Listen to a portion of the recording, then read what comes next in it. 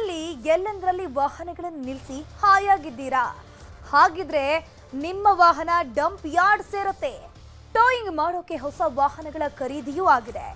ದಂಡದ ರೂಪದಲ್ಲಿ ವಸೂಲಿಯಾದ ಹಣವನ್ನ ಹಂಚಿಕೊಳ್ಳೋಕೆ ಪ್ಲಾನ್ ಆಗಿದೆ.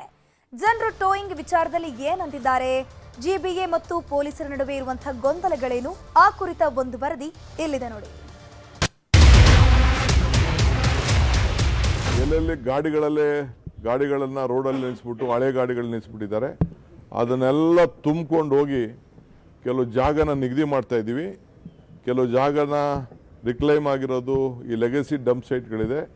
ಪೊಲೀಸ್ ಅವ್ರಿಗೆ ಅದನ್ನು ಹ್ಯಾಂಡ್ ಓವರ್ ಮಾಡ್ತಾ ಇದ್ದೀವಿ. ಅಲ್ಲೋಗಿ ಡಂಪ್ ಮಾಡೋಂಥ ಕೆಲಸನ ನಾವು ಮಾಡ್ತೀವಿ.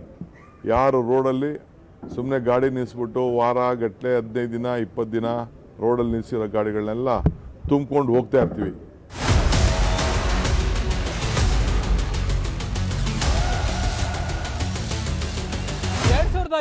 ರಲ್ಲಿ ಸ್ಟಾಪ್ ಆಗಿದ್ದ ಟೋಯಿಂಗ್ ಈಗ ಬೆಂಗಳೂರು ಸಿಟಿಯಲ್ಲಿ ಮತ್ತೆ ಆರಂಭ ಆಗ್ತಿದೆ. ಈ ಬಾರಿ ಜಿಬಿಎ ಇಂದಲೇ ಮುಂದಾಳತ್ವ ವಹಿಸಲಾಗಿದ್ದು, ಜಿಬಿಎ ಹಾಗೂ ಸಂಚಾರಿ ಪೊಲೀಸ್ ಇಲಾಖೆಯಿಂದ ಜಂಟಿ ಕಾರ್ಯಾಚರಣೆ ಆಗಲಿದೆ. ಇನ್ನೇನು ಕೆಲವೇ ದಿನಗಳಲ್ಲಿ ಟೋಯಿಂಗ್ ಮತ್ತೆ ಆರಂಭವಾಗಲಿದ್ದು, ಈ ಬಾರಿಯ ಟೋಯಿಂಗ್ ಸ್ಟೈಲ್ ಹೇಗಿರಲಿದೆ, ಮತ್ತೆ ಇಲ್ಲಿ ಪೊಲೀಸರ ಕೆಲಸ ಹೇಗಿರುತ್ತೆ, ಜಿಬಿಎ ಅಧಿಕಾರಿಗಳ ಕೆಲಸ ಹೇಗಿರುತ್ತೆ, ಇದರ ನಡುವೆ ಈ ಟೋಯಿಂಗ್ ಬಗ್ಗೆ ಜನ ಏನು ಹೇಳ್ತಾರೆ ಅನ್ನೋದ್ರ ಬಗ್ಗೆ ಇವತ್ತಿನ ನ್ಯೂಸ್ 18 ಕನ್ನಡದ ಸ್ಪೆಷಲ್ ಬುಲೆಟಿನ್ ನಲ್ಲಿ ನಿಮಗೆ ಎಕ್ಸ್ಪ್ಲೇನ್ ಮಾಡ್ತಾ ಹೋಗ್ತೀವಿ.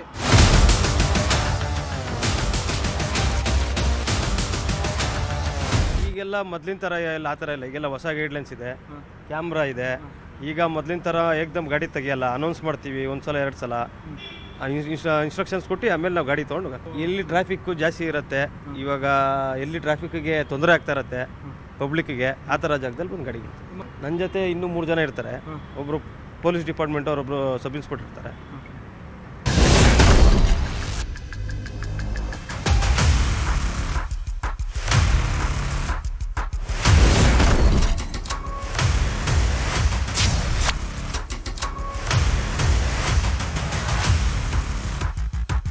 ರಾಶಿ ರಾಶಿ ಕಸ, ಆ ಕಸದಲ್ಲೇ ಪಾರ್ಕಿಂಗ್ ಆಗಿರುವಂಥ ಕಾರನ್ನೊಮ್ಮೆ ನೋಡಿ. ಅದೆಷ್ಟು ದಿನಗಳಾಗಿದೆಯೋ ಈ ಕಾರನ್ನು ನಿಲ್ಲಿಸಿ. ಸಂಪೂರ್ಣವಾಗಿ ಧೂಳುಮಯ ಕಸಮಯವಾಗಿರುವಂಥ ಈ ಕಾರಿನ ನೆನಪು ಆ ಮಾಲೀಕರಿಗೆ ಇದೆಯೋ ಇಲ್ವೋ ಗೊತ್ತಿಲ್ಲ. ಆದರೆ ಇನ್ನು ಮುಂದೆ ಹಾಗಲ್ಲ. ಜಿಬಿಯವರೀಗ ಟೋಯಿಂಗ್ ಶುರು ಮಾಡ್ತಾ ಇದ್ದಾರೆ. ಎಲ್ಲಂದ್ರಲ್ಲಿ ರಸ್ತೆ ಬದಿ ನಿಲ್ಲಿಸಿ ವಾರಗಟ್ಟಲೆ ಹೋದರೆ ನಿಮ್ಮ ಗಾಡಿ ಇನ್ನು ಮುಂದೆ RTO ಕಚೇರಿಯಲ್ಲಿರುತ್ತೆ.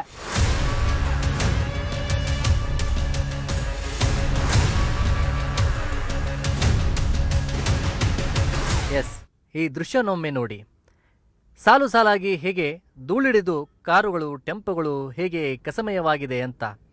ಇವೇನು ಗುಜರಿ ಗಾಡಿಗಳಲ್ಲ, ಕಂಡೀಷನಲ್ಲಿರುವ ಹೈಟೆಕ್ ಕಾರುಗಳೇ. Scorpio, Swift, Maruti 800, Ertiga, Verna, ಹೀಗೆ ವಿವಿಧ ತಲೆಹೇವಾರು ಕಾರುಗಳು. ಅದರಲ್ಲೂ ಒಂದೊಂದು ಕಾರುಗಳಿಗೆ ಬಾಡಿ ಕವರನ್ನು ಹೊದಿಸಿ ಪರ್ಮನೆಂಟ್ ಜಾಗ ಮಾಡಿಕೊಂಡಿದ್ದಾರೆ. ಇನ್ನೂ ಕೆಲವರು ಅದೇ ಕಾರುಗಳಿಗೆ ಕವರನ್ನು ಹಾಕಿ ಆ ಕಾರುಗಳ ಮೇಲೆ ಕಲ್ಲುಗಳನ್ನು ಇಟ್ಟಿದ್ದಾರೆ. ಯಾಕಂದರೆ ಗಾಳಿ ಬಂದರೆ ಕವರ್ ಸೈಡ್ಗೆ ಹೋಗಬಾರ್ದು ಅಂತ ಅವರ ಪ್ಲ್ಯಾನು. ಅಷ್ಟಕ್ಕೂ ಈ ದೃಶ್ಯ ಕಂಡು ಬಂದಿದ್ದು ಎಲ್ಲಿ ಗೊತ್ತಾ? ರೈಲ್ವೆ ಪ್ಯಾಲ್ ರಸ್ತೆಯ ಅಣ್ಣಾ ಬಸವಣ್ಣ ರಸ್ತೆಯಲ್ಲಿ. ಇದೊಂದೇ ರಸ್ತೆಯಲ್ಲಿ 20ಕ್ಕೂ ಹೆಚ್ಚು ಇದೇ ರೀತಿಯ ವಾಹನಗಳನ್ನು ನಿಲ್ಲಿಸಿದ್ದಾರೆ. ಆದರೆ ಈ ರೀತಿ ನೋಡೋದಾದರೆ ಇನ್ನು ಬೆಂಗಳೂರಲ್ಲಿ ಅದೆಷ್ಟು ರಸ್ತೆಗಳಲ್ಲಿ ಈ ರೀತಿಯ ವಾಹನಗಳನ್ನು ಪಾರ್ಕಿಂಗ್ ಮಾಡಲಾಗಿದೆಯೋ ಗೊತ್ತಿಲ್ಲ.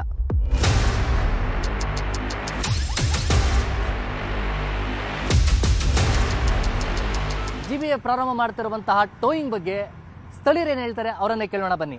ತುಂಬ ದಿನ ನಿಲ್ಲಿಸಿ ಹೋಗ್ತಾ ಇರೋ ವೆಹಿಕಲ್ಗಳಿಗೆ ತೊಗೊಳ್ಳೋದು ಒಳ್ಳೇದು ಅಂತ ಅನ್ಸುತ್ತೆ. ಒಂದು 10-15 ದಿನದಿಂದನೂ ನಿಂತಿರ್ತವೆ ಹಳೆ ವೆಹಿಕಲ್ಸ್ಗಳು, ತೆಗ್ದಿರಲ್ಲ. ಅದು ತುಂಬ ಪ್ರಾಬ್ಲಮ್ ಅನಿಸ್ತಾ ಇದೆ. ಭಾಳ ಒಳ್ಳೇದು ಅಂತ ಅನಿಸುತ್ತೆ. ಅಲ್ಲೇ ಪಾರ್ಕಿಂಗಲ್ಲೇ ನಿಲ್ಲಿಸಿ ಹಳೆ ವೆಹಿಕಲ್ಸ್ಗಳನ್ನೆಲ್ಲ ತೆಗೆದ್ರೆ ರೆಗ್ಯುಲರ್ ಓಡಾಡೋರಿಗೆ ಎಲ್ಲ ಇದಕ್ಕೂ ಟ್ರಾಫಿಕ್ಗೂ ಎಲ್ಲದಕ್ಕೂ ಅನುಕೂಲ ಆಗುತ್ತೆ ಅಂತ ಅನ್ಸುತ್ತೆ. ಮಾಡಲಿದ್ರೆ ಒಳ್ಳೇದು ಅಂತ ಅನ್ಸುತ್ತೆ. ಟೋಯಿಂಗ್ ವ್ಯವಸ್ಥೆ ಒಳ್ಳೆಯದು. ಈ ಪಾರ್ಕಿಂಗ್ ಪರ್ಮನೆಂಟ್ ಪಾರ್ಕಿಂಗ್ ಥರ ಯೂಸ್ ಮಾಡ್ತಾರಲ್ಲ ಪಬ್ಲಿಕ್ ಸ್ಪೇಸಸಲ್ಲಿ, ಅಂಥ ಗಾಡಿನ ಟೋ ಮಾಡಬೇಕು. ಯಾಕೆಂದರೆ ಅದು ಪಾರ್ಕಿಂಗ್ ಅವ್ರ ಪ್ರೈವೇಟ್ ಸ್ಪೇಸ್ ಅಲ್ಲ. ಪಾರ್ಕಿಂಗ್ ನಿಲ್ಲಿಸ್ಬಿಟ್ಟು ಹೋಗ್ಬಿಡ್ತಾರೆ. ಒಂದೊಂದು 15 ದಿನ ನಿಲ್ಲಿಸ್ಬಿಟ್ಟು ಹೋಗ್ಬಿಡ್ತಾರೆ.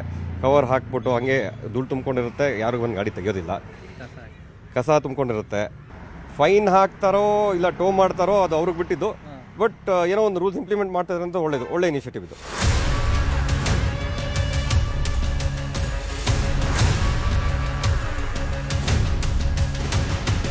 ನೋಡಿದ್ರಲ್ಲ, ಇನ್ನು ಕೆಲವೇ ದಿನಗಳಲ್ಲಿ ಟೋಯಿಂಗ್ ಪ್ರಕ್ರಿಯೆ ಪ್ರಾರಂಭವಾಗಲಿದ್ದು ಅದರ ಕಾರ್ಯಾಚರಣೆ ಹೇಗಿರುತ್ತೆ ಅನ್ನೋದ್ರ ಬಗ್ಗೆ ನಮ್ಮ ಮಾದೇಶ್ ಹೇಳ್ತಾರೆ ನೋಡಿ.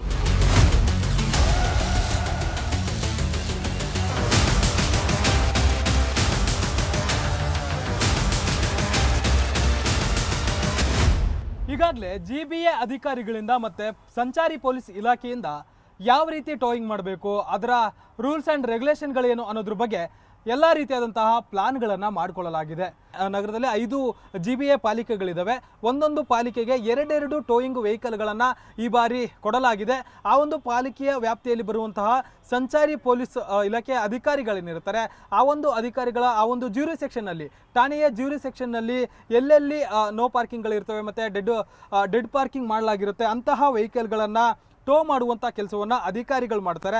ಈ ಬಾರಿ ಸಾಕಷ್ಟು ಬದಲಾವಣೆ ಮಾಡಲಾಗಿದೆ. ಯಾಕಂದರೆ ಕಳೆದ ಬಾರಿ ಟೋಯಿಂಗ್ ಆದಂಥ ಸಂದರ್ಭದಲ್ಲಿ ಮತ್ತು ಸವಾರರು ಮತ್ತು ಟೋಯಿಂಗ್ ಮಾಡುವಂಥ ಸಿಬ್ಬಂದಿಯ ಜೊತೆ ಹಾಗೂ ಪೊಲೀಸ್ ಅಧಿಕಾರಿಗಳ ಜೊತೆ ಸಾಕಷ್ಟು ಜಗಳ ಆಗ್ತಿತ್ತು. ಆ ಒಂದು ವಿಚಾರ ಸಾಕಷ್ಟು ಆಕ್ರೋಶಕ್ಕೆ ಕಾರಣವಾಗಿತ್ತು. ಹೀಗಾಗಿ ಟೋಯಿಂಗ್ನನ್ನು ಬಂದ್ ಮಾಡುವಂತಹ ಕೆಲಸವನ್ನು ಮಾಡಲಾಗಿತ್ತು. ಈ ಬಾರಿ ಸಾಕಷ್ಟು ಮುಂಜಾಗ್ರತೆಗಳನ್ನು ತೆಗೆದುಕೊಳ್ಳುವಂತಹ ಕೆಲಸವನ್ನು ಮಾಡಲಾಗಿದೆ. ಜೊತೆಗೆ ಎಷ್ಟೆಷ್ಟು ಟೋಯಿಂಗ್ ಫೀಸ್ಗಳನ್ನು ಹಾಕಲಾಗುತ್ತೆ ಮತ್ತು ಇಲ್ಲಿ ಸಂಚಾರಿ ಪೊಲೀಸ್ ಇಲಾಖೆ ಅಧಿಕಾರಿಗಳು ಯಾವ ರೀತಿ ಕೆಲಸ ಮಾಡ್ತಾರೆ ಅಂತ ಹೇಳ್ತೀನಿ. 2 ವೀಲರ್ಗೆ ನಾರ್ಮಲಿ ನೋ ಪಾರ್ಕಿಂಗ್ನಲ್ಲಿ ನೀವೇನಾದರೂ ಪಾರ್ಕ್ ಮಾಡಿದರೆ ಅದರ ನೋ ಪಾರ್ಕಿಂಗ್ ಫೀಸ್ 500 ರೂಪಾಯಿ ಆಗಿರುತ್ತೆ. ಮತ್ತು ಅದನ್ನು ಟೋ ಮಾಡ್ಕೊಂಡು ಹೋದಂಥ ಸಂದರ್ಭದಲ್ಲಿ ಟೋಯಿಂಗ್ ಫೀಸ್ 650 ರೂಪಾಯಿ ಆಗಿರುತ್ತೆ. ಒಟ್ಟು ಸೇರಿ ನೀವು 1150 ರೂಪಾಯಿಯನ್ನು 2 ವೀಲರ್ನ ಅವರು ಪೇ ಮಾಡಬೇಕಾಗುತ್ತೆ. ಇನ್ನು ಕಾರ್ನವರಾದರೆ ನೋ ಪಾರ್ಕಿಂಗ್ ಫೀಸ್ 1000 ರೂಪಾಯಿ ಆಗಿರುತ್ತೆ. ಮತ್ತು ಅದನ್ನು ಟೋ ಮಾಡಿಕೊಂಡು ಹೋದಂಥ ಸಂದರ್ಭದಲ್ಲಿ ಟೋಯಿಂಗ್ ಫೀಸ್ ಕೂಡ 1000 ರೂಪಾಯಿ ಆ್ಯಡ್ ಆಗುತ್ತೆ. ಟೋಟಲ್ ನೀವು ಒಟ್ಟು 2000 ರೂಪಾಯಿ 4 ವೀಲರ್ ವೆಹಿಕಲ್ನ ಓನರ್ಗಳು ಕಟ್ಟಬೇಕಾಗುತ್ತೆ. ಜೊತೆಗೆ ಟೋಯಿಂಗ್ ಮಾಡುವಂಥ ಸಂದರ್ಭದಲ್ಲಿ ಅದಕ್ಕೂ ಮುನ್ನ ನಿಮಗೆ ಅಲರ್ಟ್ ಮಾಡಲಾಗುತ್ತೆ. ಇಲ್ಲಿ ಏನಾದರೂ ನೋ ಪಾರ್ಕಿಂಗ್ ಮಾಡಿರ್ತೀರಾ ಅಥವಾ ಇಲ್ಲಿ ಸಂಚಾರಕ್ಕೆ ಸಾಕಷ್ಟು ಅಡಚಣೆ ಉಂಟಾಗ್ತಿದೆ. ಹೀಗಾಗಿ ನೀವು ಯಾರು ಇಲ್ಲಿ ಅಡ್ಡದಿಡ್ಡಿಯಾಗಿ ಕಾರ್ ಅಥವಾ ಬೈಕನ್ನು ನಿಲ್ಲಿಸಿದ್ದೀರಾ ತೆಗೆದುಕೊಳ್ಬೇಕು ಅಂತೇಳಿ ಒಂದಷ್ಟು ನಿಮಗೆ ಮೈಕ್ ಮೂಲಕ ಅನೌನ್ಸ್ ಮಾಡುವಂಥ ಕೆಲಸವನ್ನು ಟೋಯಿಂಗ್ ಸಿಬ್ಬಂದಿ ಅಥವಾ ಸಂಚಾರಿ ಪೊಲೀಸ್ ಸಿಬ್ಬಂದಿ ನಿಮಗೆ ಮಾಡ್ತಾರೆ. ಎಲ್ಲವೂ ಕೂಡ ನಿಮಗೆ ಕ್ಯಾಮರಾದಲ್ಲಿ ರೆಕಾರ್ಡ್ ಆಗುತ್ತೆ. ಟೋಯಿಂಗ್ ಸಿಬ್ಬಂದಿಗೆ ಜೊತೆಗೆ ಪೊಲೀಸ್ ಅಧಿಕಾರಿಗಳು ಯಾರು ನೇಮಕ ಆಗಿರ್ತಾರೆ ಅವರಿಗೂ ಕೂಡ ಕ್ಯಾಮ್ರಾವನ್ನು ಅಳವಡಿಕೆ ಮಾಡಿರಲಾಗಿರುತ್ತೆ. ಏನೆಲ್ಲ ಕಮ್ಯುನಿಕೇಷನ್ ನಡೆಯುತ್ತೆ ಅದೆಲ್ಲವನ್ನು ಕೂಡ ರೆಕಾರ್ಡ್ ಮಾಡಿಕೊಳ್ಳುವಂಥ ಕೆಲಸವನ್ನು ಮಾಡಲಾಗುತ್ತೆ. ಅದಾದಮೇಲೆ ನೀವು ಹೋಗಿ ಕಾನೂನು ಪ್ರಕ್ರಿಯೆ ಪ್ರಕಾರ ಯಾವ ರೀತಿ ದಂಡ ಕಟ್ಟಿ ಬಿಡಿಸ್ಕೊಳ್ಬೇಕು ಅದನ್ನು ಆ ಸಿಬ್ಬಂದಿಯೇ ನಿಮಗೆ ಹೇಳುವಂಥ ಕೆಲಸವನ್ನು ಮಾಡ್ತಾರೆ.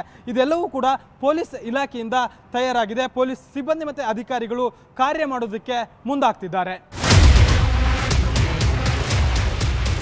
ಇದು ಸಂಚಾರಿ ಪೊಲೀಸ್ ಇಲಾಖೆಯ ಪ್ಲಾನ್ ಆಗಿದ್ರೆ ಟೋಯಿಂಗ್ನ ಮುಂದಾಳತ್ವ ವಹಿಸಿರುವ GBA ಅಧಿಕಾರಿಗಳು ಹೇಗೆ ಪ್ಲಾನ್ ಮಾಡ್ಕೊಂಡಿದ್ದಾರೆ, ಇದ್ರ ಬಗ್ಗೆ GBA ಅಧಿಕಾರಿಗಳು ಏನು ಹೇಳ್ತಾರೆ ಅನ್ನೋದ್ರ ಬಗ್ಗೆ ಆಶಿಕ್ ನಿಮಗೆ ಎಕ್ಸ್ಪ್ಲೇನ್ ಮಾಡ್ತಾ ಹೋಗ್ತಾರೆ.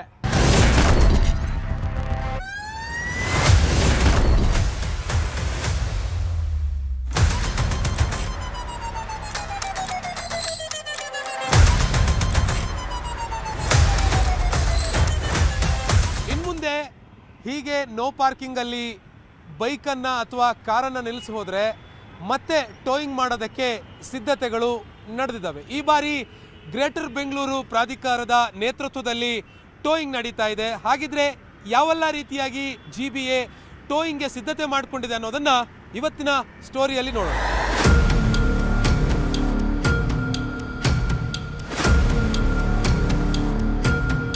ಈ ಬಾರಿಯ ಟೋಯಿಂಗ್ ಕಾರ್ಯಾಚರಣೆಗೆ ಗ್ರೇಟರ್ ಬೆಂಗಳೂರು ಪ್ರಾಧಿಕಾರ ನೇತೃತ್ವ ವಹಿಸಿಕೊಂಡಿದೆ. ನಗರ ಸಂಚಾರಿ ಪೊಲೀಸ್ ಇಲಾಖೆಯ ಜೊತೆಗೆ ಸಮನ್ವಯವನ್ನು ಸಾಧಿಸಿಕೊಂಡು ಈ ಬಾರಿ ನಗರದಲ್ಲಿ GBA ಟೋಯಿಂಗ್ ಅನ್ನು ಮಾಡುತ್ತೆ.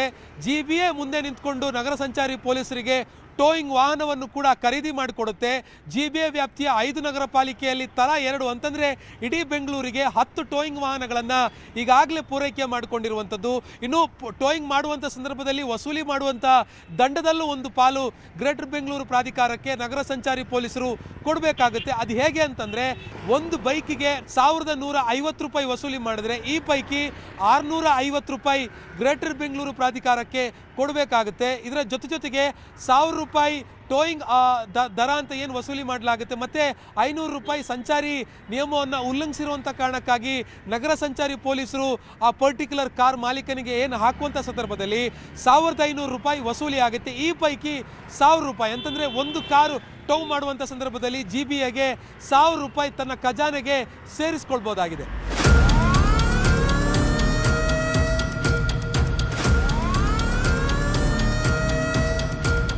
ಇತ್ತೀಚೆಗೆ ಬೆಂಗಳೂರಿನಲ್ಲಿ ಹೊಸ ಮಾದರಿಯಲ್ಲಿ ಟೋವಿಂಗ್ ಜಾರಿ ಆಗ್ತಾ ಇದೆ. ನಿಜಕ್ಕೂ ಬೆಂಗಳೂರಿನಲ್ಲಿ ಸದ್ಯಕ್ಕೆ ಟೋವಿಂಗ್ನ ಅಗತ್ಯತೆ ಇದೆಯಾ ಅನ್ನುವಂಥದ್ರ ಬಗ್ಗೆ ಮಂಜು ಆರ್ಯ ಅವರು ಎಕ್ಸ್ಪ್ಲೈನ್ ಮಾಡ್ತಾರೆ.